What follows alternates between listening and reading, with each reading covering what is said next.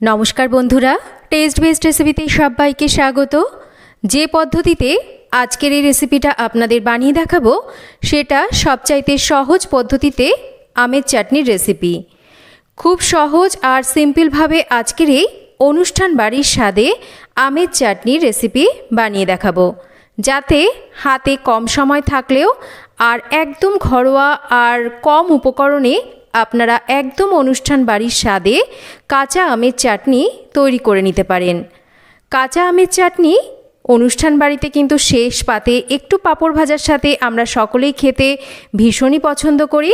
তবে কিভাবে বা কী মশলায় কি করে তৈরি করলে সেটা বাড়িতেই সুস্বাদু সেই রকমই স্বাদের একটা চাটনি তৈরি করে নেওয়া যায়, চলুন দেখে নেওয়া যাক আমার আজকের এই ভিডিওতে। কাঁচা আমের চাটনি বানানোর জন্য এখানে আমি দেখুন কাঁচা আম কেটে নিয়েছি। আমগুলোকে লম্বালম্বি টুকরো করে খোসা সহই কেটে নিয়েছি। আর একটা পাত্রে বেশ খানিকটা জলের মধ্যে আমগুলোকে দিয়ে এবার আমটাকে সামান্য লবণ দিয়ে আমি একটু সেদ্ধ হতে বসিয়ে দিয়েছি। খুব বেশিক্ষণ সেদ্ধ করব না, মিনিট 4-5 আমগুলোকে একটু সেদ্ধ করে নেব। এখন যেহেতু আমগুলো খুব একটা বেশি এখনও আটিটা শক্ত হয়ে পারেনি, তাই 4-5 মিনিটের মধ্যেই কিন্তু আমগুলো সেদ্ধ হয়ে যাবে। দেখুন আমি দুটো আম তুলে নিয়ে একটু এইরকম কাঁটা চামচ দিয়ে দেখিয়ে দিচ্ছি। আমগুলো ঠিক এই রকম করে আমাদের সেদ্ধ করতে হবে, মানে খুব বেশি কিন্তু নরম করে ফেলা যাবে না।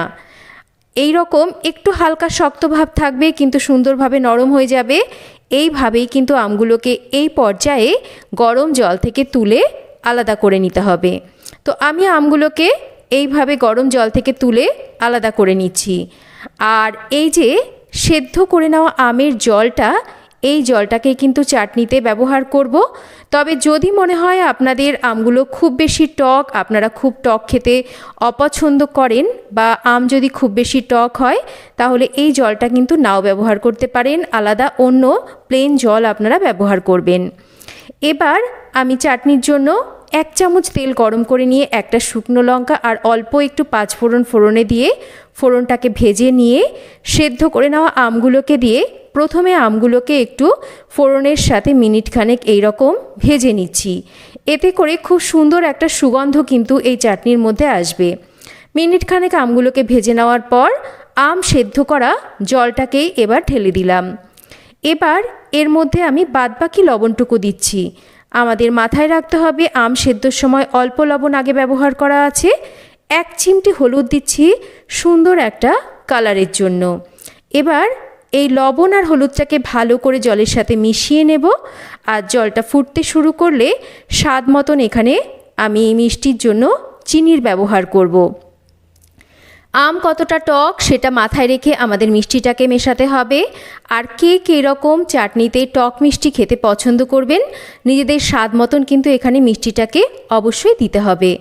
এবার এটাকে ভালোভাবে এই জলের মধ্যে আমটাকে সেদ্ধ হতে দিতে হবে। ততক্ষণ আমরা একটা মশলা বানাবো।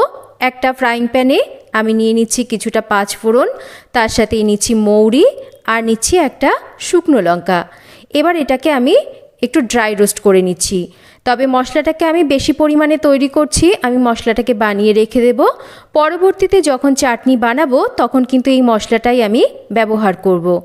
দেখুন মশলাটাকে ঠান্ডা করে নিয়ে আমি শুকনোভাবে গুঁড়ো করে নিব। এবার এদিকে দেখুন আমগুলো কিন্তু সুন্দরভাবে এই যে চিনি শিরার মধ্যে সেদ্ধ হয়ে গেছে আর এই জলটা অনেকটা কমে গেছে। এর মধ্যে ভেজে গুঁড়ো করে নেওয়া মশলা থেকে আমি 1 চামচ মশলা দিয়ে ভালো করে মিশিয়ে নিয়ে আরও মিনিট 2 রান্না করে নিচ্ছি। এই মশলাটা দিলে দারুণ সুন্দর একটা কিন্তু এই চাটনিতে সুগন্ধ আসে। দেখুন আমি মিনিট 2 রান্না করে নিয়েছি। চাটনি আমাদের একদম রেডি। এর কালারটা কিন্তু ঠিক এই রকম হবে। আর এই চিনির শিরাটা, এই চাটনিটা যত ঠান্ডা হতে থাকবে তত কিন্তু গাঢ় হতে থাকবে। দেখুন আমি চাটনিটা নামিয়ে দেখিয়ে দিচ্ছি, দেখতে কতটা লোভনীয় হয়েছে আর এটা খেতেও কিন্তু ততটাই সুস্বাদু হয়। আমরা সকলেই জানি অনুষ্ঠান বাড়িতে এই রকম আমের চাটনি একটু পাঁপড় ভাজার সাথে খেতে কতটা ভালো লাগে। তো এই রকম খুব সহজ একটা চাটনির রেসিপি আপনারা কিন্তু খুব সহজেই এই সিজনে বাড়িতে বানিয়ে নিতে পারেন। আশা করছি রেসিপিটা আপনাদের সবার ভালো লাগবে। তো রেসিপি ভালো লাগলে অবশ্যই একটা লাইক করবেন, রেসিপি শেয়ার করবেন, কেমন লাগলো রেসিপি জানাবেন আর চ্যানেল সাবস্ক্রাইব করবেন।